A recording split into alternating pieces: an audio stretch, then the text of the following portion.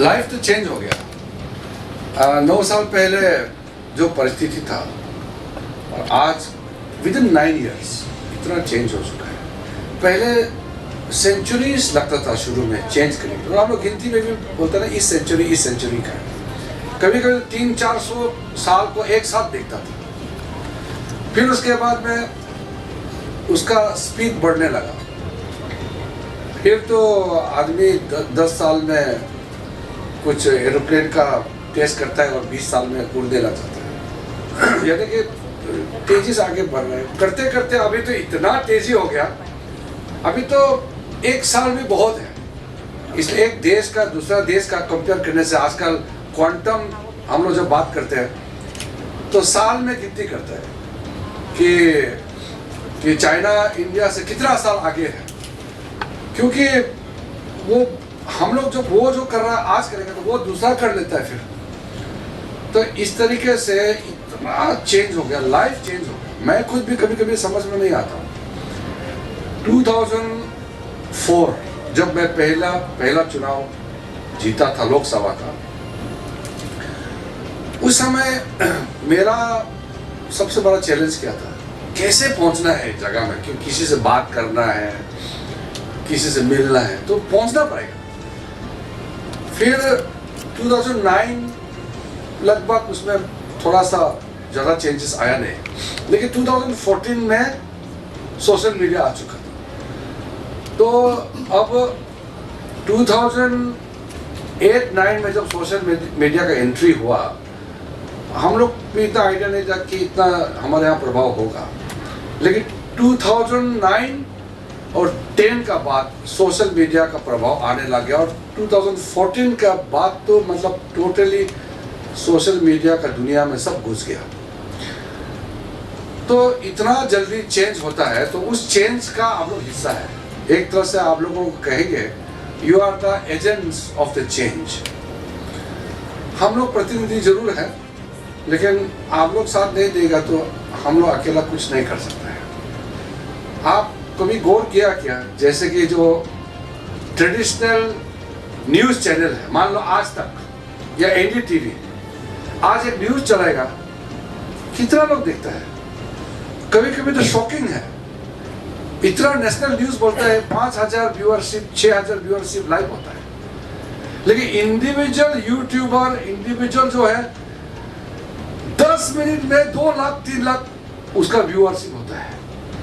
The power of social media इतना बदल गया कि एक individual channel gains more popularity and could reach out more than the so-called national established channel. ये जो बदलाव है इसको समझना बहुत ज़रूरी है। तो मैं अपने आप को भी बहुत रिलेट करता हूँ, लेकिन आजकल मैं बहुत ज़्यादा, क्योंकि ऑफिशियली इतना बिजी रहता है तो बाकी इंटरेक्शन में मेरा टाइम इतना मिलता नहीं, मुझे अफसोस होता है। अदरवाइज कम्युनिकेशन का बेस्ट मैं सोचता हूँ जितना हो सके मैं सोशल मीडिया से कम्युनिकेट करूँ। आजकल तो कोई तो लाइव चैटिंग भी करता है ताकि मैक्सिमम लोगों तक पहुँच जाए। प्राइम मिनिस्टर मोदी जी आज दुनिया में जहाँ भी जाता है सबसे ज़्यादा अट्रैक्शन मोदी जी का काम पे होता है, और मोदी जी को सब मिलना चाहता है। अब मैं मिनिस्टर होकर बाहर जाता हूँ, हर एक कंट्री बायलैटरल टॉक करना चाहता है इंडिया का मिनिस्टर से मेरे साथ में, क्योंकि मैं इंडिया का मिनिस्टर हूँ। तो उस जमाने में हमारा क्या हालत था, आज हम लोग दुनिया का इतना बड़ा एक अट्रैक्शन बन चुका है, उभरता हुआ शक्ति बन चुका है।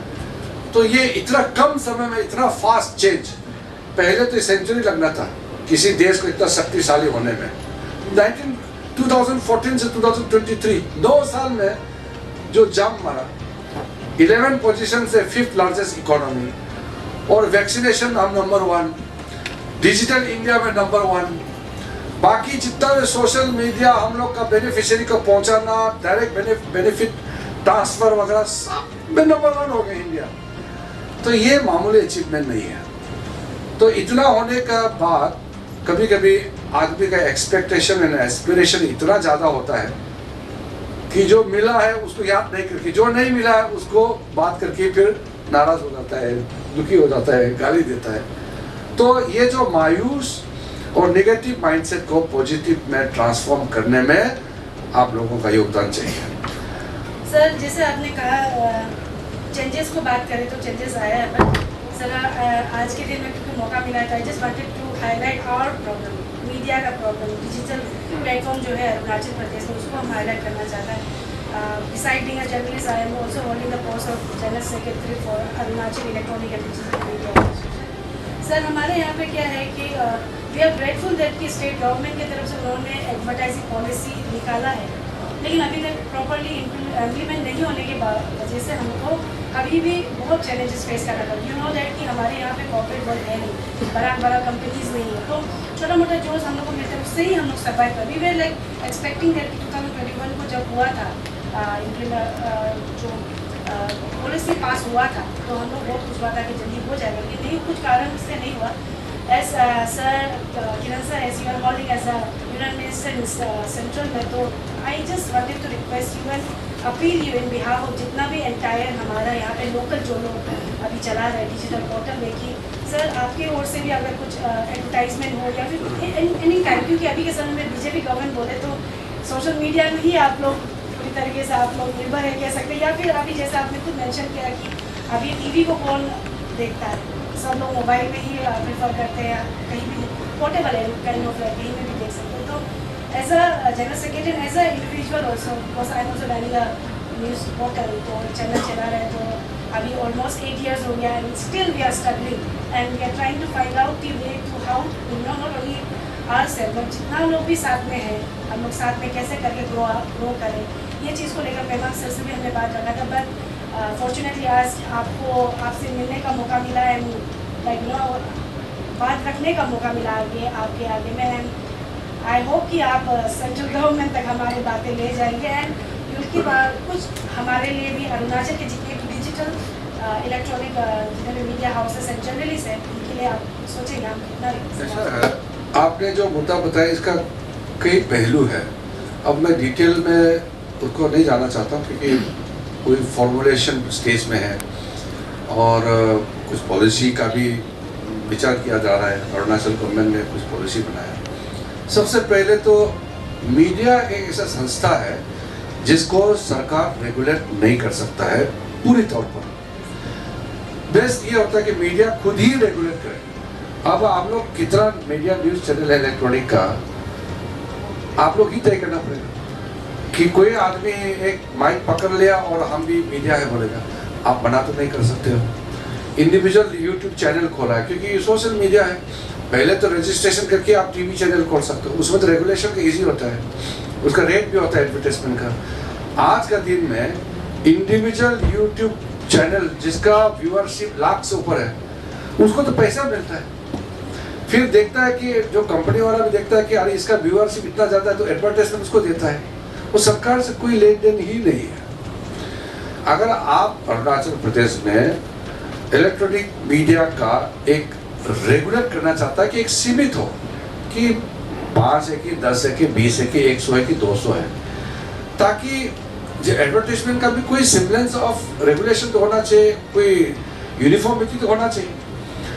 अभी मान लो कि हर डिस्ट्रिक्ट में, हर ब्लॉक में अपना अपना न्यूज़ चैनल खोल रहे हैं, मान लो वो खोल भी रहा है, बोला कि मैं ये है बॉम्बदिला न्यूज़, लाइक हम इंक्यूम न्यूज़, मतलब गाँव का भी खोल सकता है। तो जब ये अनरेगुलेटेड और इतना दायरा बढ़ जाएगा तो गवर्नमेंट उसमें कैसे रेगुलेट कर सकता है? कर नहीं सकता क्योंकि अनलिमिटेड है। इसलिए आप लोग ही अगर प्रेस काउंसिल ऑफ इंडिया से बातचीत करके रेगुलेट करें, क्योंकि हम लोग करेंगे तो बोलेगा कि गवर्नमेंट जो है स्टिफर कर रहा है, मीडिया को दबा रहा है या मीडिया को रेगुलेट कर रहा है या कंट्रोल कर रहा है या इन्फ्लुएंस कर रहा है, इस तरह का इल्जाम लगता है। प्रिंट मीडिया में अभी तक भी कुछ सेम्बलेंस ऑफ रेगुलेशन है क्योंकि प्रिंट निकालना आसान नहीं है तो, लेकिन सोशल मीडिया में इलेक्ट्रॉनिक का चैनल खोलना इजी है और लोग जो रिकॉग्नाइज टीवी चैनल भी तो सोशल मीडिया में आ गए, उनका भी तो लाइव आप देख सकते हैं क्योंकि दे नो इट कि लोग अभी टीवी का नज़र बैठ के कोई देखता नहीं, सब अपना मोबाइल में देखता है। अगर आप अरुणाचल गवर्नमेंट का पॉलिसी का साथ तालमेल करके अरुणाचल के अंदर में स्टेट लेवल से लेकर के डिस्ट्रिक्ट लेकर के तालुका तक रेगुलेट करना चाहता है, तो फिर आप लोग एक फ्रेमवर्क बनाना पड़ेगा। जैसे ईटानगर में स्टेट लेवल करके आप नहीं कर सकते, फिर आप डिस्ट्रिक्ट को कौन कंट्रोल करेगा, गांव वाला को कौन कंट्रोल करेगा, और फिर डिस्ट्रिक्ट वाला बोलेगा अरे वो स्टेट का, वो स्टेट थोड़ी हो गया, हम भी स्टेट का बोलेगा। तो ये बहुत ही अनचार्टर्ड टेरिटरी है।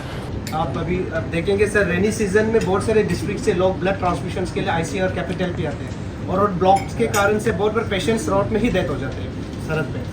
तो हम लोग ने बहुत बार कोशिश की है कि हर डिस्ट्रिक्ट में ब्लड बैंक्स बने, लेकिन आज भी दुख की बात है कि सर बहुत सी डिस्ट्रिक्ट्स में ब्लड बैंक्स आज भी नहीं है हमारे अरुणाचल में, जबकि हमारा अरुणाचल का ईयरली रिक्वायरमेंट 15,000 ब्लड का होता है सर, लेकिन मुश्किल से कलेक्शन सिर्फ 7 से 8 हज़ार का होता है। मतलब गेप अभी भी सर बहुत ज़्यादा है। तो अभी भी काफ़ी मात्रा में हर साल कोई ना कोई का डेथ हो जाता है सर। अभी जैसे कि सर आपने बताया कि आयुष्मान भारत के माध्यम से हेल्थ में ऐसा बहुत चीज़ है कि जिसको फ्री स्कीम्स दिया जा रहा है, लेकिन इसमें बहुत सारा पेशेंट ऐसा है कि उस फ्री स्कीम्स का बेनिफिट्स नहीं ले पा रहा है। फॉर एग्जाम्पल सर, अभी जो किडनी फेलियर है, डायलिसिस के दौरान चलो उसको डायलिसिस फ्री में हो रहा है, लेकिन डायलिसिस के दौरान उसको ब्लड की रिक्वायरमेंट है, विदाउट ब्लड डायलिसिस नहीं हो सकता। वैसे कैंसर पेशेंट है, हमारी स्टेट में एक पेशेंट का 10 लाख का उसका फ्री ट्रीटमेंट है, लेकिन जब तक ब्लड नहीं होगा कीमोथेरेपी नहीं दे सकता, यानी कि उसको वो 10 लाख का वो जो सरकार की जो बेनिफिट है वो ले नहीं पाती। तो सर हमारे लिए ये एक आपसे एक निवेदन है सर कि अगर हमारे राज्य में अगर हर डिस्ट्रिक्ट में अगर ब्लड बैंक्स बने और अच्छी तरीक़ा से बने और हमारे लोगों की लाइफ सेविंग हो, तो सर एक छोटी सी निवेदन है। बहुत अच्छा बोला, very good suggestion, humanitarian efforts. और हम तो चाहते हैं कि कभी आप ब्लड डोनेशन के लिए हमारी पार्टी का साथ जो तैयार कीजिए, हमारा महिला मोर्चा, युवा मोर्चा ब्लड देना है, और लेकिन उसका प्रिजर्वेशन का जो आपका जो सिस्टम है वो वेल इक्विप्ड होना पड़ेगा, नहीं तो ये तो बहुत सेंसिटिव है ना। जी सर, सर हमारा जो कैपिटल का आर्केमिशन का 650 कलेक्शन कैपेसिटी है, ड्रीम्स का भी 650 का कलेक्शन कैपेसिटी है, और अपने बीजेपी के साथ काफ़ी बार ब्लड डोनेशन कैंप सर हम लोग हर साल लगाते हैं, कोई ना कोई ओकेजन से कैंप्स लगाते हैं। बट मैं चाहता हूँ कि एक प्रॉपर वे में हो, और दैनिक गुलाब हर डिस्ट्रिक्ट में अगर इसका ब्लड बैंक होगा तो फायदा रहेगा। जी ज़्यादा फायदा रहेगा। DK convention हो, जैसे कि for example per day the fees is 75,000, और हम per day 75,000, it is under urban development I believe, या तो इट इज सर ये अफोर्डेबल है नहीं सर, क्योंकि हम 6-7 लाख पैसे के रुपए के हम फंड से हम वो करते हैं, और हमें कम से कम सर 7-8 दिन तो चाहिए होता है सर, तो it is beyond our reach, it is beyond our imagination sir. तो क्या इसमें कुछ कंसेशन हो सकता है क्या? अगर मैं अपनी बात करूं तो मैं राष्ट्रीय नाट्य विद्यालय का पास आउट हूँ, मैं पूरा इंडिया में मैं मेरिट में 6th रैंक का आया था सर।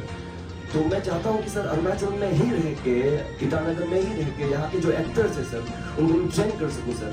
मुझे बॉम्बे क्योंकि अभी का टाइम क्या हो गया कि sir it has become decentralised, पहले बॉम्बे ही सब कुछ था, it used to be the centre, but हम चाहते हैं कि सर हमारा सोच ये है कि सर बॉम्बे वाले अरुणाचल आए, बॉम्बे वाले नॉर्थ ईस्ट आए सर, तो हमारा ये है सर। और हाल ही में सर मैं फिल्म फेयर अवार्ड में मैं सर मैं नॉमिनेट हुआ था, जीस ने अवार्ड्स में मैं नॉमिनेट हुआ था सर, हालांकि जीता नहीं, what ever the particular reasons, लेकिन मैं चाहता हूँ कि सर मेरे ही जैसे यहाँ 100-200 लोग और भी सर आके आने वाले दिनों में जीते।